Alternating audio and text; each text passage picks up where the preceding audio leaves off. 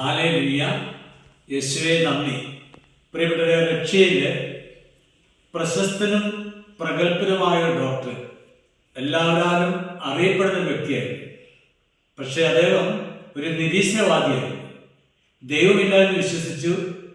ഇല്ല എന്ന് അനേകരെ അദ്ദേഹം പഠിപ്പിക്കുകയും ചെയ്തു. അദ്ദേഹത്തിന് ഒരു മോള് മാത്രമേ ഉണ്ടായിരുന്നുള്ളൂ. അവളെ കുഞ്ഞുനാൾ തൊട്ട് നിരീശ്വരവാദി വളർത്തി ദൈവമില്ലാന്ന് പഠിപ്പിച്ച കുട്ടി. ആ കുട്ടിയും നല്ലൊരു നിരീശ്വരവാദിയെ വളർന്നു വന്നു. അമ്മ ഒരു ദൈവവിശ്വാസിയാണ്. ഇവിടെ ഏകദേശം ഒരു 18 വയസ്സായപ്പോൾ ഈ കുട്ടിക്ക് ഇടയ്ക്കൊക്കെ തലവേദന ഉണ്ടാകാറുണ്ട്. ഇതൊരു ഡോക്ടർ ആയതുകൊണ്ട് പരിശോധിച്ച് മരുന്ന് കൊടുത്തു. പക്ഷേ കാലം കഴിഞ്ഞപ്പോൾ തലവേദന കൂടിക്കൂടി വന്നു. വിദഗ്ധമായ പരിശോധനയാണ് മനസ്സിലായത് ആ കുട്ടിയുടെ തലച്ചോറിൽ ട്യൂമറായി. ചികിത്സകളൊന്നും ഭരിക്കാതായി ഏകദേശം മരണത്തോടടുത്തു കഴിഞ്ഞപ്പോൾ ഈ കുട്ടി കട്ടിലേക്ക് കിടന്നുകൊണ്ട് പപ്പയെ വിളിച്ചു. ഡാഡി ഒന്ന് വാങ്ങിൻ്റെ അടുത്തേക്ക്, ഇവിടെ ഇരിക്കും ഡാഡി. ഡാഡി പറഞ്ഞതെല്ലാം ഞാൻ വിശ്വസിച്ചു, ഞാൻ എല്ലാം പഠിച്ചു.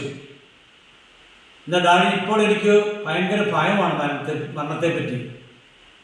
ഭയമില്ലാതെ എങ്ങനെ മരിക്കണം എനിക്കറിയത്തില്ല ഡാഡി, എനിക്ക് പേടിയാണ് മരണത്തെപ്പറ്റി ഓർക്കുമ്പോൾ. ഭയമില്ലാതെ മരിക്കാനുള്ള ഒരു വഴി ഡാഡി എനിക്ക് പറഞ്ഞത്. ഡാഡി നിറകണ്ണുകളോടെ മകളുടെ നെറ്റിയിൽ ഒരു ഉപ്പ കൊടുത്തുകൊണ്ട് പറഞ്ഞു, മോളെ അത് നിന്റെ മമ്മിയോട് ചോദിക്കും. മമ്മി വിളിച്ചു. മമ്മി അടുത്ത് വന്നിരുന്ന് മോളുടെ കൈയെടുത്ത് മമ്മിയുടെ നെഞ്ചിനോട് ചേർത്ത് വിളിച്ച് മമ്മി പറഞ്ഞു, വിശുദ്ധ യോഹന്നാന്റെ സുവിശേഷം 11-ാം അധ്യായത്തില് 25-ാമത്തെ വചനം പറയുക. ഈശോ പറയുന്നു, ഞാനാണ് പുനരുദ്ധാനവും ജീവനും, എന്നിൽ വിശ്വസിക്കുന്നവൻ മരിച്ചാലും ജീവിക്കും. ഈ വചനം പറഞ്ഞുകൊണ്ട് ആ 11-ാം അധ്യായത്തിലെ ലാസറിന്റെ മരണത്തെയും മരിച്ച് അടക്കപ്പെട്ട് അഴുകിപ്പോയ അദ്ദേഹത്തെ യേശു ഉയർപ്പിച്ച സംഭവങ്ങളെ പറ്റി അവൾക്ക് വിവരിച്ച് പറഞ്ഞു കൊടുത്തു. ഹല്ലേലൂയ. പൗലോസ്ലീഹ കൊറിന്തോസ്കാർക്ക് എഴുതിയ 1-ാം ലേഖനം 15-ാം അധ്യായം 22-ാമത്തെ വചനം കൂടി പറഞ്ഞു, നാം എല്ലാവരും ക്രിസ്തുവിൽ പുനർജീവിക്കും. പ്രിയപ്പെട്ട പൗലോസ്ലീഹ പറയുന്നത് ഉദ്ധിതനായ യേശുവിനെ നേരിട്ട് കണ്ട അനുഭവത്തിലാണ്. അവർ പറഞ്ഞു കേട്ട അനുഭവമല്ല, ഉദ്ധിതനായ യേശുവിനെ അദ്ദേഹം നേരിട്ട് കണ്ടു. ആ അനുഭവത്തിന്റെ വെളിച്ചത്തിലാണ് അദ്ദേഹം എഴുതി വെച്ചത്, നാം എല്ലാവരും ക്രിസ്തുവിൽ പുനർജീവിക്കും. ഇങ്ങനെ ഈ കാര്യങ്ങളെല്ലാം പറഞ്ഞ് ഈ മകൾക്ക് ധൈര്യം കൊടുത്തു, ശക്തി കൊടുത്തു. മോളെ, നമ്മുടെ ജീവിതം ഇവിടെ തീർന്നതല്ല മോളെ. നമ്മുടെ കർത്താവായ യേശു ക്രിസ്തുവിലൂടെ ഒരു നിത്യജീവൻ നമുക്ക് ഈശോ നൽകുന്നുണ്ട്. ഈ സത്യമൊക്കെ അവൾക്ക് പറഞ്ഞ് മനസ്സിലാക്കി കൊടുക്കുകയാണ്. വിശുദ്ധ യോഹന്നാന്റെ സുവിശേഷം 3-ാം അധ്യായം 16-ാമുള്ള വചനം പറഞ്ഞു കൊടുത്തു. എന്തെന്നാൽ അവനിൽ വിശ്വസിക്കുന്ന ഏവനും നശിച്ചു പോകാതെ നിത്യജീവൻ പ്രാപിക്കുന്നതിന് വേണ്ടി തൻ്റെ ഏകജാതന നൽകാൻ തക്കവണ്ണം ദൈവം നമ്മെ അത്രമാത്രം സ്നേഹിച്ചു. വചനങ്ങളെല്ലാം കേട്ട് ഇവിടെ ശാന്തതയോടെ പുഞ്ചിരിച്ചു. അവസാനം പപ്പയുടെയും മമ്മിയുടെയും കരങ്ങളെ പിടിച്ചുകൊണ്ട് അവിടെ ശാന്തമായി എൻ്റെ ഈശോയെ, എൻ്റെ ദൈവമേ എന്ന് വിളിച്ചു. ഇതാ എൻ്റെ ജീവിതം പൂർണ്ണമായും ഞാൻ അങ്ങേ കരങ്ങളിൽ സമർപ്പിക്കുന്നു. എൻ്റെ ആത്മാവിനെ അങ്ങയുടെ കരങ്ങളിലേക്ക് ഏൽപ്പിച്ചിരുന്നു എന്ന് ശാന്തമായി പറഞ്ഞ് ഒരു പുഞ്ചിരിയോടുകൂടി ആ കുഞ്ഞ് മരണത്തെ സ്വീകരിച്ചു.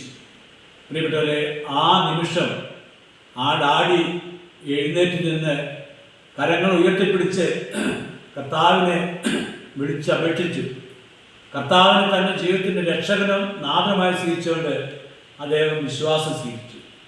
പ്രിയപ്പെട്ടവരെ, ഇന്ന് ദൈവമില്ല എന്ന് പറഞ്ഞ് അനേകം വിശ്വസിക്കുന്നു, മറ്റുള്ളവരെ വിശ്വസിപ്പിച്ച് വഴിതെറ്റിരിക്കുന്നു.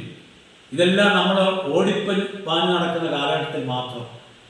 ഏത് നിമിഷവും നമ്മൾ തളർന്നു വീഴുന്ന സമയമുണ്ട്.